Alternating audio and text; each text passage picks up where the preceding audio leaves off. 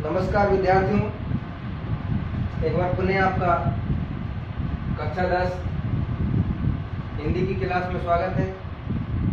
कारक का जो टॉपिक हमने कल पढ़ा था उसको हमने पूर्ण कर लिया था कल ही। कारक के साथ साथ ही दो टॉपिक और हैं, काल और वाच्य। ये तीनों टॉपिक एक साथ जुड़े हुए हैं 3 नंबर के, और पेपर में भी ऐसा ही पूछा जाता है। जैसे एक वाक्य दे दिया जाता है, उसमें फिर यही पूछा जाता है कि इसमें कारक, काल और वाच्य बताए, तीनों को एक नंबर के से पूछा जाता है। तो आज हम पढ़ेंगे काल। कल हमने कारक के बारे में पढ़ा, आज हम पढ़ेंगे काल।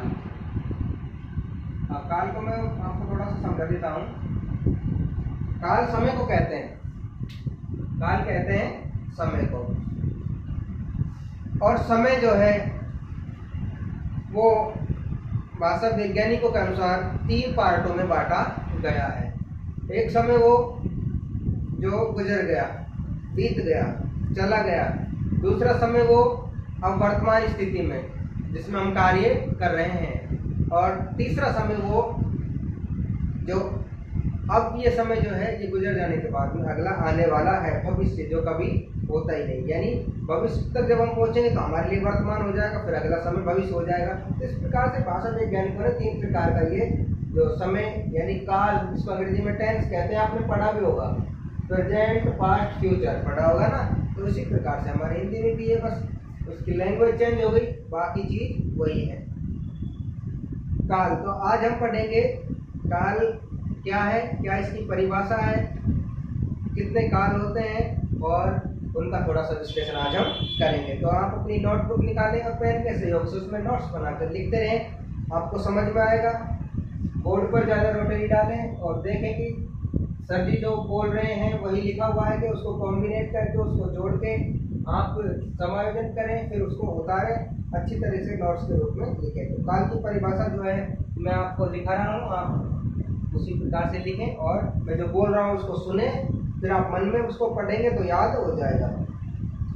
क्रिया के होने के परिभाषा लिखेंगे काल की। छोटी परिभाषा ये, क्रिया के होने के समय का बोध कराने के लिए, आ गया ना समय, बता रहा था मैं अभी, समय का बोध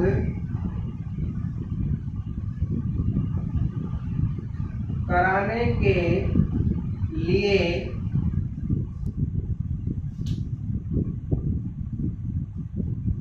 क्रिया के रूप में हुए परिवर्तन को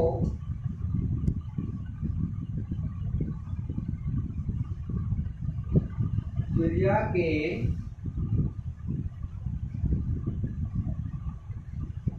रूप में हुए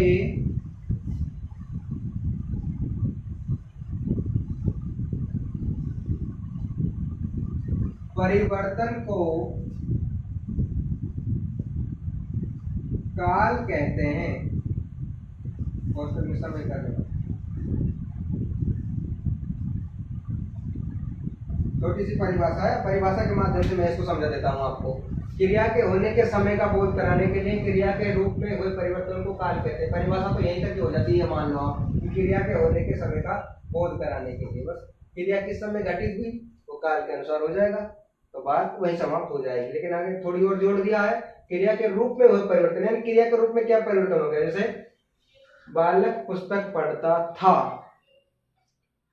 अब पढ़ता था, पास्ट जो टेंस है उसकी पहचान होती है ता, था, ती, थी, ते, थे, past indefinite, past continuous, past perfect, past perfect continuous. इस प्रकार से 4 टेंस होते हैं और 4 इसी यही नाम के प्रेजेंट के हो जाते हैं। तो अलग अलग इनकी पहचान होती है। उसमें ता, था है, प्रेजेंट में ता है, ती है, ते है।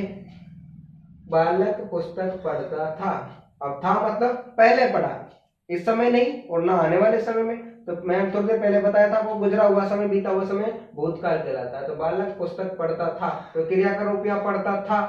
अब उसको क्रिया के रूप का परिवर्तन क्या किया हमने, दूसरे वाक्य में कर दिया, बालक पुस्तक पढ़ता है, था की जगह क्या कर दिया, है। अब है जब परिवर्तित हो गया था में, तो काल ही परिवर्तित हो गया, ये लो रूप परिवर्तन हो गया। क्रिया का रूप परिवर्तन हुआ, काल परिवर्तित हो गया, उसे समय कहते हैं, उसे काल कहते हैं। फिर उसको फिर दोबारा चेंज कर देंगे, बालक पुस्तक पढ़ेगा। अब दोनों से अलग हो गया, ता था से भी अलग हो गया, ता है से भी अलग हो गया, अब है पढ़ेगा। तो इस प्रकार से क्रिया के होने के समय का बोध कराने के लिए क्रिया के रूप में हुए परिवर्तन को काल कहते हैं। जैसे वह सोया, अब सोया सेकंड फॉर्म है और सेकंड फॉर्म हमेशा पास्ट इंडेफिनिट में काम आती है। पास्ट मतलब भूतकाल में काम आती है, तो ये क्या होगा, भूतकाल। वह सोता है, अब वर्तमान काल है, यानी वर्तमान काल में क्रिया घटित हो रही है, सोता है। वो सोया यानी पहले तो भूत हो गया, वह सोएगा, सोएगा। अब गा यानी आने वाले समय में, तो आने वाला समय क्या हो जाएगा, भविष्यत काल। तो इस प्रकार से क्रिया के रूप में परिवर्तन हुआ और क्रिया के रूप में परिवर्तन हुआ तो क्या बदला, काल बदला। तो इस प्रकार से काल को हम पढ़ेंगे। क्रिया के होने के समय का बोध कराने के लिए क्रिया के रूप में हुए परिवर्तन को काल कहते हैं। तीन रूप में, कितने रूप में परिवर्तन हुआ, तीन रूप में। पहला हुआ सोया, भूतकाल, दूसरा हुआ सोता है, वर्तमान काल, और तीसरा हुआ सोएगा, भविष्यत काल। अब तीन रूप में परिवर्तित हुआ है तो क्रिया काल भी कितने हैं, तीन ही है। मैंने आपको पहले भी बता दिया था। तो हम लिखेंगे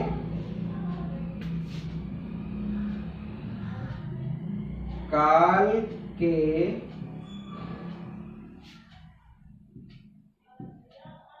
तीन भेद होते हैं।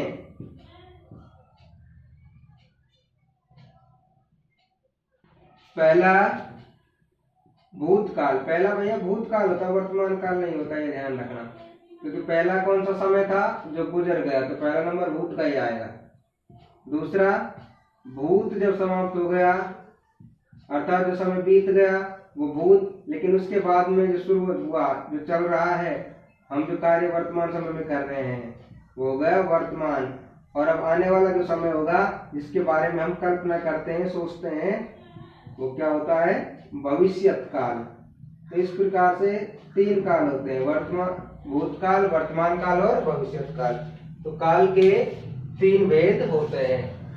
तो काल के बारे में मैंने आपको समझाया, आपने लिखा होगा, परिभाषा देख लीजिए उसकी। क्रिया के होने के समय का बोध कराने के लिए क्रिया के रूप में हुए परिवर्तन को काल कहते हैं, या अर्थात समय कहते हैं। काल के तीन भेद होते हैं, भूतकाल, वर्तमान काल और भविष्यत काल। वही का वही अंग्रेजी वाला सिस्टम है यहाँ तक। तो अब आगे जब हम पढ़ेंगे, तीनों जो काल हैं उनको हम विस्तार से पढ़ेंगे। यहाँ तक हो गया। आज हमारा जो टॉपिक रहेगा वो सिर्फ और सिर्फ रहेगा भूतकाल का। भूतकाल के बारे में पढ़ेंगे और भूतकाल के अंतर्गत जो भेद दिए हुए हैं उनको हम पढ़ेंगे। टॉपिक तो एक नंबर का ही है, लेकिन मोस्टली इसलिए है क्योंकि ये हर जगह काम में आएगा। क्रिया पढ़ेंगे तो भी काम में आएगा, विशेषण पढ़ेंगे तो भी काम में आएगा, व्याकरण में तो ये काम में आएगा ये काल। तो बात आती है भाई आज हमारी भूतकाल की। अब हम अगला जो टॉपिक डालेंगे अपनी नोटबुक में, वो डालेंगे भूतकाल। आज हम भूतकाल को पढ़ेंगे विस्तार से। भूतकाल यानी बीता हुआ काल। अब इसके हम लक्षण परिभाषा लिखेंगे, इसके भेदों के बारे में भी पढ़ेंगे। तो इसकी परिभाषा लिखें।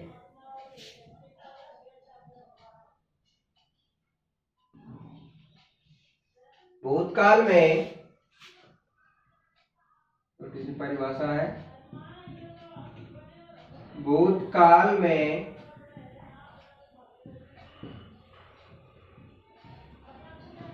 बीते हुए समय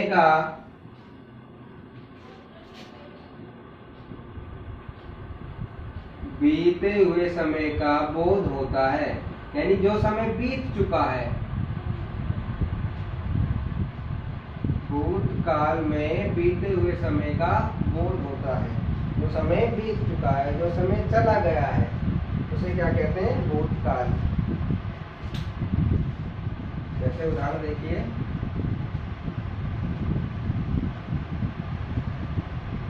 दो दिन पहले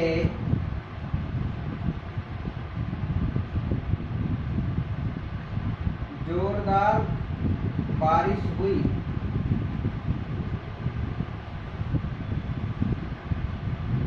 देखिए 2 दिन पहले जोरदार बारिश हुई।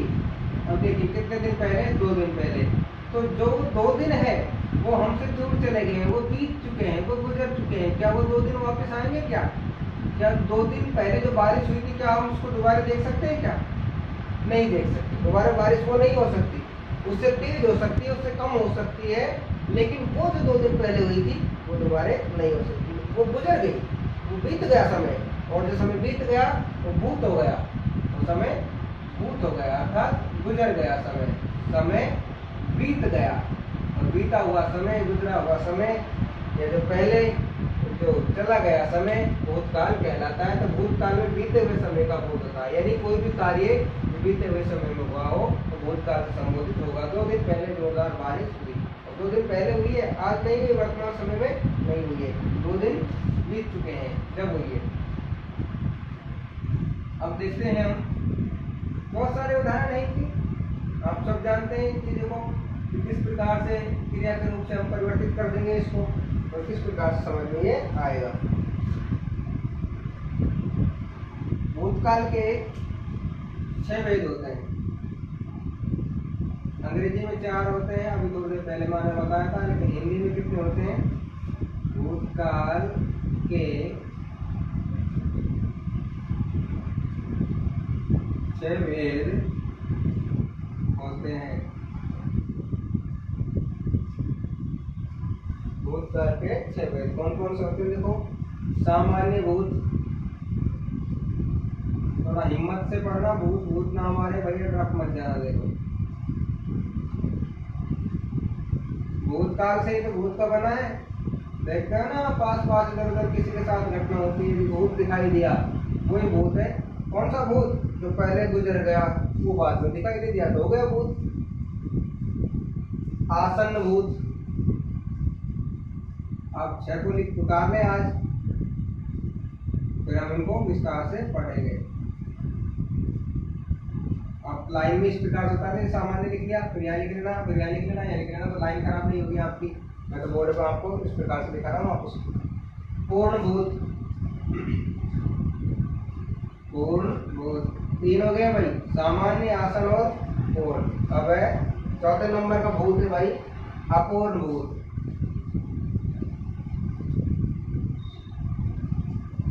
अपूर्ण भूत 4 हो गए। 5वां है संदिग्ध,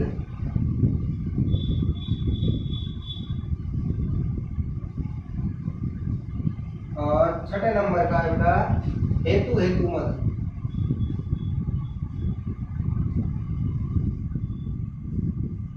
तो ये 6 भूत हैं, मेरा मतलब 6 भेद है भूतकाल के। कौन कौन से?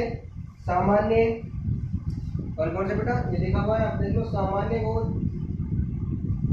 भूतकाल के भेद है। सामान्य भूत यानी सामान्य भूतकाल, ऐसा भी है, भूत लिखा हुआ है, आप इसको सामान्य भूतकाल भी कर सकते हैं। आसन भूत, आसन भूतकाल, पूर्ण, अपूर्ण, संदिग्ध, हेतु हेतु। 1 2 3 4 5 6, तो 6 भूतकाल के 6 भेद होते हैं। अब इनको हम 6 को विस्तार से पढ़ेंगे। अभी थोड़ी देर पहले हमने भूतकाल की परिभाषा पढ़ी, उदाहरण सहित उसको समझा। आज हम पढ़ेंगे अभी भूतकाल के 6 भेदों में से जितने भेद हमसे हो सकते हैं आज के जो क्लास है उसमें, उनको हम पढ़ेंगे। तो पहले नंबर का है का, आप अब अलग से टॉपिक बनाइए, इसका अलग से उतारें। मैं 5 को साफ कर रहा हूँ, नंबर जो पहला है उसको लिखा छोड़ रहा हूँ, तो आप समझ गए होंगे। अब हम पढ़ेंगे सामान्य भूत। इससे क्रिया के, लिखेंगे शुरू का, इससे क्रिया के बीते हुए समय में,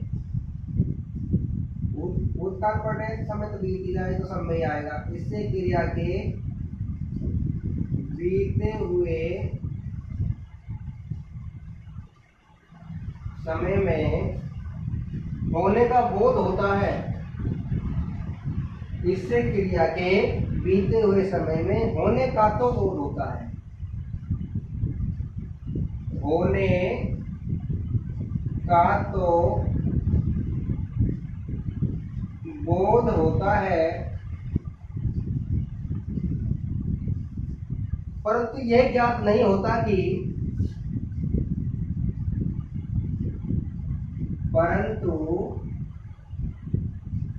यह ज्ञात नहीं होता कि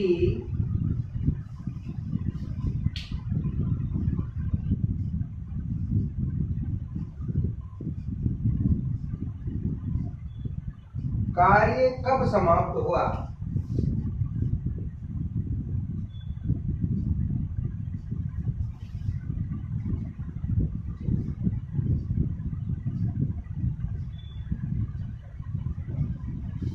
इससे क्रिया के बीते हुए समय में होने का तो बोध होता है। भाई कार्य तो बीते हुए समय में भूतकाल पढ़ रहे हैं तो कार्य तो बीते हुए समय में होगा, लेकिन ये ज्ञात नहीं होता कि कार्य कब समाप्त हुआ, कब हुआ था।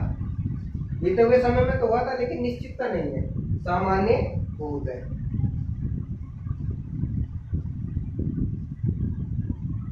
विनय घर गया, जैसे एक उदाहरण दिया हुआ है छोटा, उसके माध्यम से हम समझेंगे। विनय घर गया, अब देखिए वही सेकंड फॉर्म काम में आएगी, घर गया, यानी आज तो कार्य हुआ नहीं वर्तमान में, और आज भी अगर हुआ है तो उससे पहले हुआ है। अब पहले का मतलब हमसे 2 घंटा पहले, 5 घंटा पहले जो समय बीत गया, अब समय बीत गया हो तो भूत में ही चला गया, चाहे 1 घंटा पहले की बात हो, 1 घंटा पहले की बात हो, वो समय बीत गया, तो समय बीत गया, वो भूत में ही चला गया। अब ये तो निश्चित है कि विनय घर गया, अब घर गया है तो अभी तो गया नहीं है, चाहे वो गया हो 5 मिनट पहले ही, गया तो पहले ही है, तो ये तो निश्चित है कार्य तो भूतकाल में ही हुआ है। लेकिन ये निश्चितता नहीं है इसमें कि कार्य कब समाप्त हुआ। वो घर गया कब, भाई अब से 10 मिनट पहले गया है, 20 मिनट पहले, 2 घंटा पहले, या 2 दिन पहले। इससे क्रिया के बीते हुए समय होने का तो बोध होता है कि विनय घर गया, समय तो बीता हुआ ही है, लेकिन परंतु यह ज्ञात नहीं हुआ कि कार्य समाप्त कब हुआ। इसलिए कौन सा है, सामान्य बोध। कौन सा है, सामान्य बोध। ये तो कब समझ में आएगा, जब इन चीजों को आप समझ लेंगे। इसलिए क्रिया के बीते हुए समय का तो बोध होता है, लेकिन ये ज्ञात नहीं हुआ कि कार्य कब समाप्त हुआ। कौन से में आता है, सामान्य बोध। विनय घर गया, वे कल यहाँ आए थे। दूसरा उदाहरण और लिख इसका, वे कल यहाँ आए थे। अब कार्य कल हुआ है तो निश्चित रूप से समय तो बीता हुआ है कल का, भूतकाल में ही है, परंतु ये ज्ञात नहीं है कि कल कब आए थे। वो सुबह आए थे, दोपहर को आए थे, या शाम को आए थे। इसलिए यहाँ कौन सा है, सामान्य बोध। इस प्रकार से आपको इनको समझना होगा। टॉपिक बड़ा है, नंबर कम का है, तो इससे भी आप कंफ्यूज ना हो। काम की चीजें हैं, आगे तक आपको काम में आएंगी, तो इन चीजों को विस्तार से पढ़े आप, ज्यादा बेटर आपको समझ आएगा। नंबर 2 पे आपने लिखा था आसन भूत, आपको ध्यान होगा, सामान्य के बाद में लिखा था आपने आसन भूत, तो नंबर 2 का है आसन भूत। आगे तक काम आएगा बेटे टॉपिक। आपको तैयारी करोगे ना, आप किसी चीज की कंपटीशन की तैयारी करोगे तो भी ये चीज आपको काम में आएगी। फिर पढ़नी पड़ेगी, तो इससे अच्छा है कि आप अभी पढ़ ले, जब आप पढ़ोगे तो आपको सहायता हो जाएगी। आसन भूत से ज्ञात होता है, लिखेंगे इसमें, आसन भूत से ज्ञात होता है कि जो काम भूतकाल में प्रारंभ हुआ था, है के बाद में छोटी की लगाया करो, हमेशा छोटी की आती है, ध्यान रखना। होता है कि जो कार्य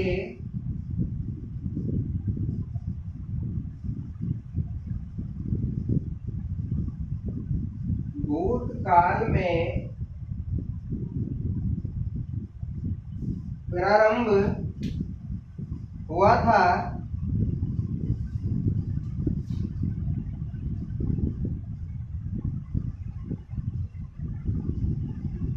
वह वर्तमान काल में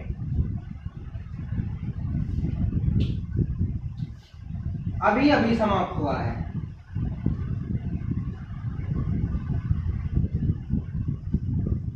अभी अभी अभी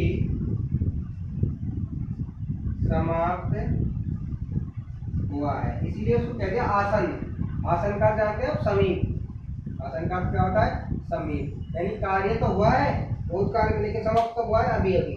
आसन भूत से ज्ञात होता है कि जो कार्य भूतकाल में प्रारंभ हुआ था वह वर्तमान काल में अभी अभी समाप्त हुआ है।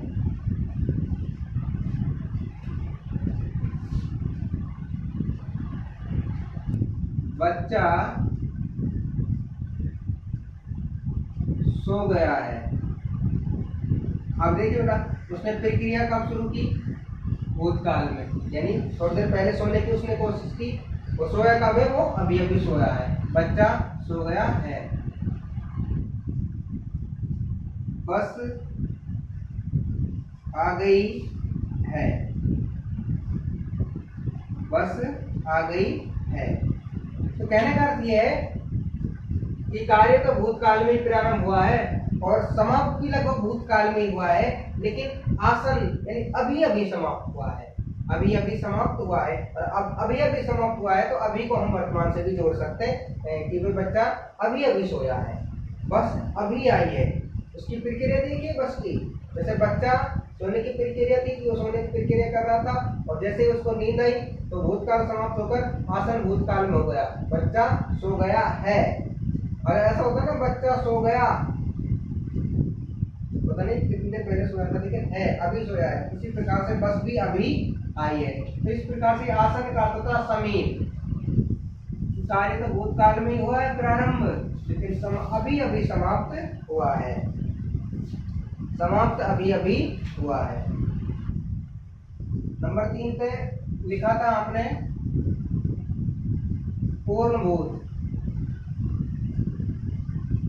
नंबर 3 का आपने लिखा भाई पूर्णभूत।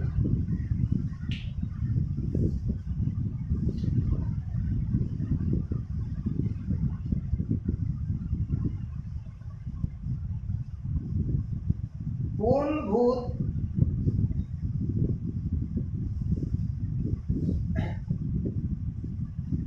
ऐसे लिखे आप, इस काल से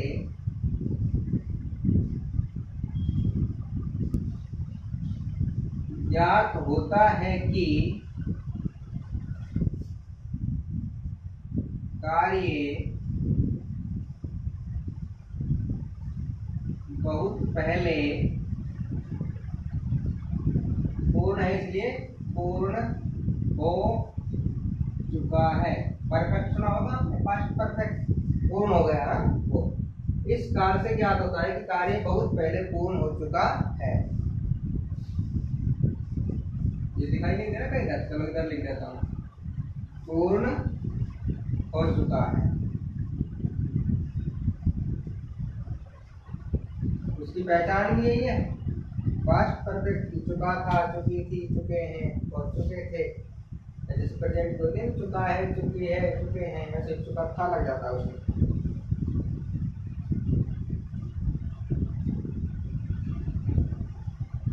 व्यास जी ने महाभारत रचा था। उदाहरण लिखेंगे, वेदव्यास जी है। व्यास जी ने महाभारत रचा था। अब था आ गया यानी कार्य पूर्ण हो गया पहले ही, बहुत समय पहले कार्य पूर्ण हो गया।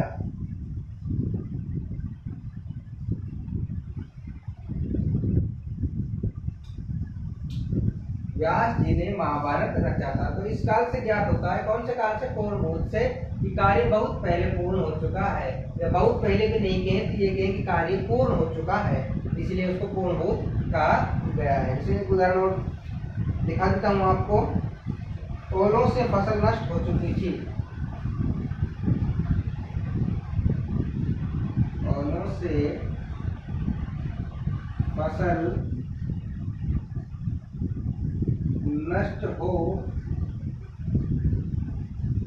चुकी थी। अब ये था कि जो शब्द आएंगे ना ये पूर्ण में ही आएंगे, चीजों का ख्याल रखना, ठीक है भाई।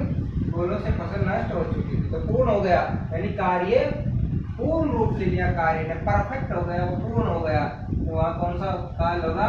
भूतकाल का पूर्णभूत होगा। अब रोल नंबर 4 आ जाता है इसका अपूर्ण है भैया। कौन कौन से पढ़ लिए? सामान्य पढ़ लिया ना, और सामान्य के साथ साथ आसन पढ़ लिया, आसन के साथ साथ पूर्ण पढ़ लिया, पूर्ण के बाद में पढ़ेंगे अपूर्ण। अपूर्ण यानी चौथे नंबर का, देख लेना सारणी जो बनाई थी इसमें जो लिखा था अपूर्ण भूतकाल, यानी भूतकाल का कौन सा भेद है? अपूर्ण। अपूर्ण से छोटा है। क्रिया के इस रूप से बोध होता है कि काम भूतकाल में हो रहा था, यानी पूर्ण में तो कार्य पूर्ण हो चुका था, कार्य भूतकाल में ही पूर्ण हो चुका था। अपूर्ण में क्या है? कार्य भूतकाल में चल रहा है। ऐसा प्रतीत होगा इसके उदाहरण से कि कार्य पहले समय में निरंतर चल रहा है, उसमें तो पूर्ण हो गया था। क्रिया के इस रूप से बोध होता है, लिखें इसके लक्षण। क्रिया के इस रूप से बोध होता है कि काम भूतकाल में हो रहा था, कि काम यानी कार्य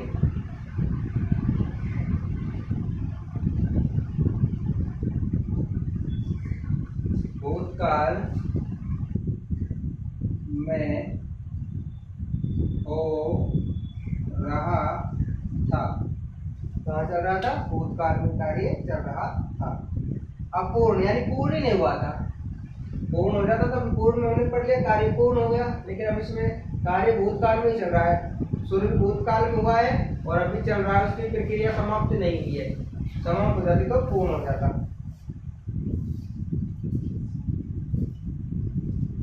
चुनावी रंग निरंतर बढ़ रहा था। देखिए उदाहरण लिखेंगे, चुनावी रंग निरंतर बढ़ रहा था। तो आप देख सकते हैं बिल्कुल उदाहरण में लिखा हुआ है कार्य कहाँ हो रहा है? भूतकाल में हो रहा है। कहाँ हो रहा है भाई? भूतकाल में हो रहा है। लेकिन भूतकाल के साथ साथ इस चीज पर भी ध्यान दें कि बढ़ रहा था या पूर्ण नहीं है, या पूर्ण नहीं हुआ, बढ़ रहा है। कंटिन्यूअस सुना ना आपने, रहा था, रही थी, रहे थे, पास्ट कंटिन्यूअस का, तो उस प्रकार से ये है। चुनावी रंग निरंतर बढ़ रहा था, यानी कार्य भूतकाल में हो रहा है लेकिन भूतकाल में पूर्ण नहीं हुआ। तो पूर्ण नहीं हुआ तो अपूर्ण है, और अपूर्ण क्या है? क्रिया के इस रूप से बोध होता है कि काम या कार्य भूतकाल में हो रहा था, पूर्ण नहीं हुआ था।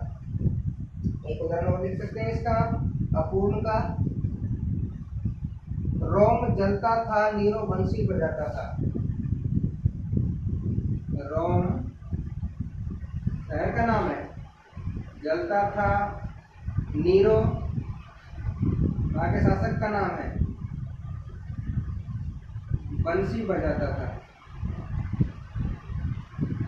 अब ना ही तो उसने बंसी बजाना पूर्ण किया था और उसने ना ही जलना पूर्ण किया था। वो जल ही रहा था, जलता था यही जल रहा था, और नीरो बंसी बजाता था यही बजा रहा था। तो इस प्रकार से हम इसको कह सकते हैं कि अपूर्ण भूत में कार्य भूतकाल में होता है लेकिन पूर्ण नहीं होता, इसलिए उसको अपूर्ण कहते हैं। जैसे चुनावी रंग निरंतर बढ़ रहा था, यानी कार्य भूतकाल में हो रहा है।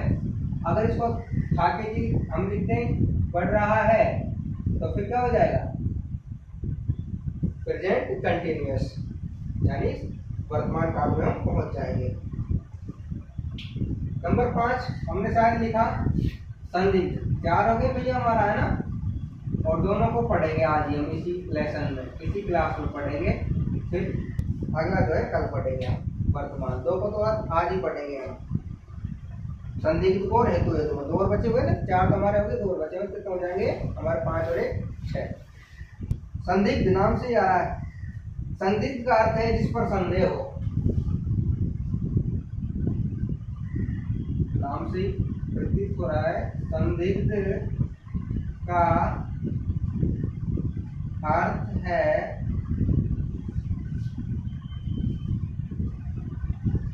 जिस पर संदेह हो।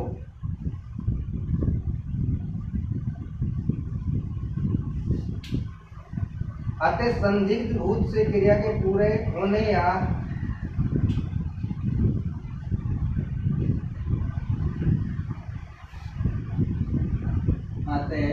मैं लिखा देता हूँ मेरी तरफ से तरफ पड़ी बात आते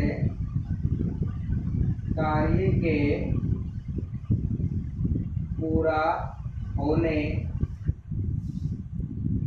या ना होने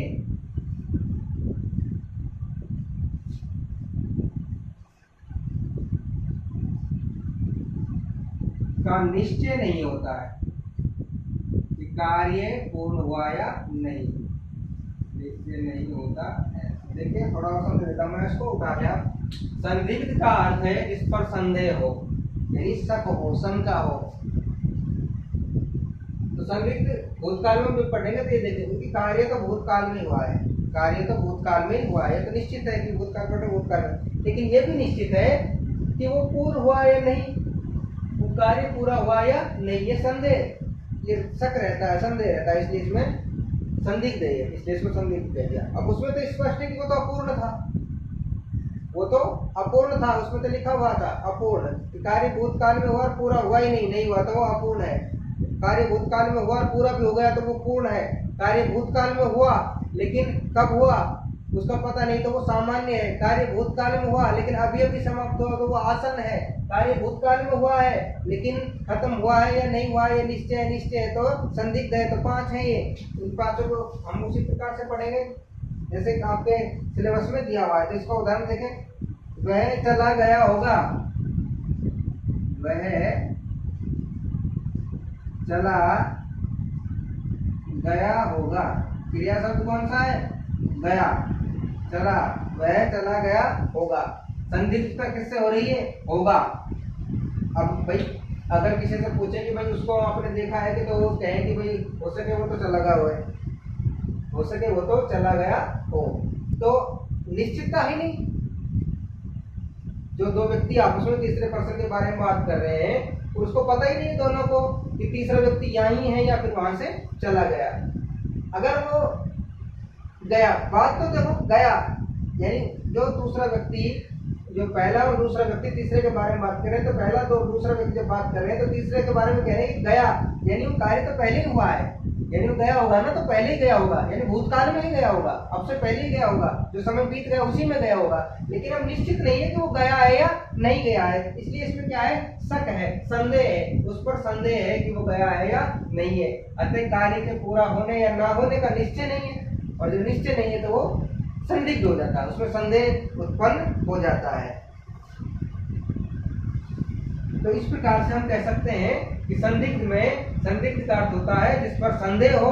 अतः कार्य के पूरे, कार्य तो भूतकाल का ही था, लेकिन संदेह क्या है कि पूरा हुआ या नहीं हुआ। अब लास्ट का आपका है हेतु, हेतु मत, 6 नंबर का आपने देखा होगा।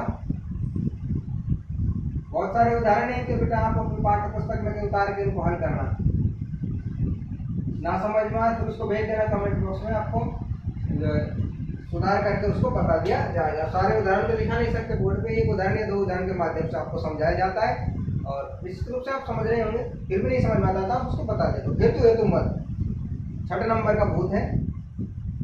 इस रूप से बोध होता है कि जो काम भूतकाल में होना था, लिखेंगे इसकी परिभाषा,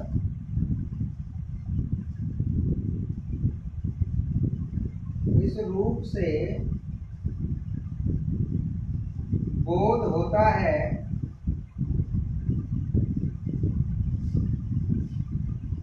कि जो काम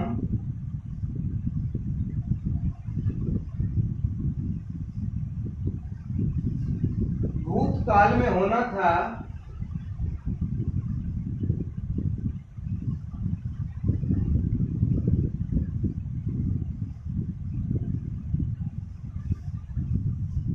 वह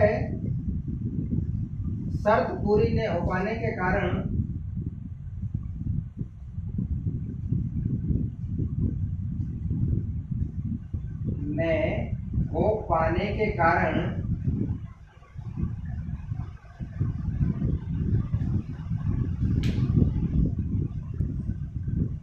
नहीं हो सका।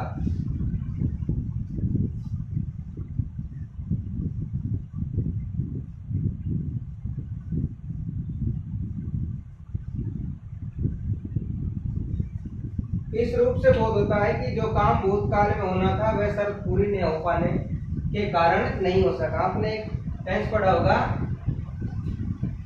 पास्ट परफेक्ट कंटिन्यूअस पढ़ा होगा ना, कि डॉक्टर के आने से पहले मरीज मर चुका था, स्टेशन पहुंचने से पहले ट्रेन जा चुकी थी, वही का वही है, नाम बदल दिया कि तुम वही हम पढ़ रहे हैं।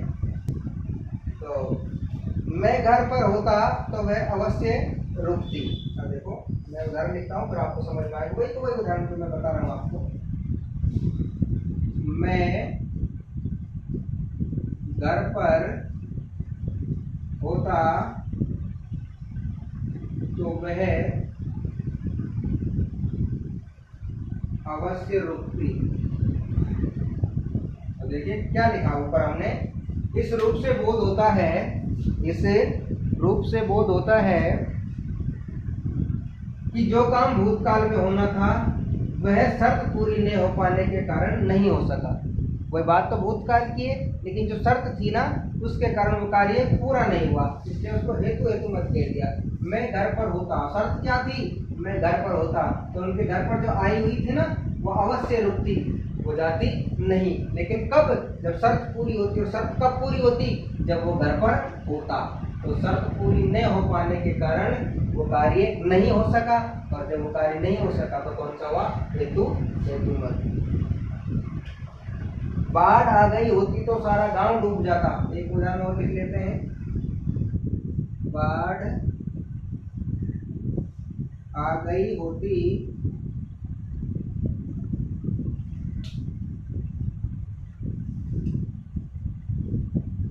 तो सारा गांव डूब जाता। लेकिन कब डूबता, जब बाढ़ आ गई होती, यानी शर्त पूरी होती। अब ना तो बाढ़ आई और ना ही गांव डूबा, इसलिए काम भूतकाल में होना था लेकिन कारण नहीं था, शर्त पूरी नहीं हुई, इसलिए वो पूरा नहीं हो सका। बाढ़ आती तो कार्य पूरा हो जाता, और कार्य पूरा हो जाता तो फिर पूर्णभूत हो जाता, हेतु हेतुमद नहीं रहता। तो इसलिए इस रूप से बोध होता है कि जो काम भूतकाल में होना था वह शर्त पूरी नहीं हो पाने के कारण नहीं हो सका। मैं घर पर होता तो वह अवश्य रुकती, या दूसरा उदाहरण, बाढ़ आ गई होती तो सारा गांव डूब जाता। तो इस प्रकार से आज हमने काल के बारे में पढ़ा, थोड़ा सा उसके तीनों भेदों के बारे में समझा। और पहला भेद था उसका भूतकाल, उसको हमने विस्तार से उसके भेदों सहित 6 जो भेद थे उसके उनके साथ साथ हमने उसको उदाहरण से समझा, पढ़ा। निश्चित रूप से आपको समझ में आया होगा। फिर भी अगर किसी प्रकार की कोई आपको समस्या रहती है तो आप कमेंट बॉक्स में मुझे बता दिया करें, आपकी समस्या का समाधान अवश्य किया जाएगा।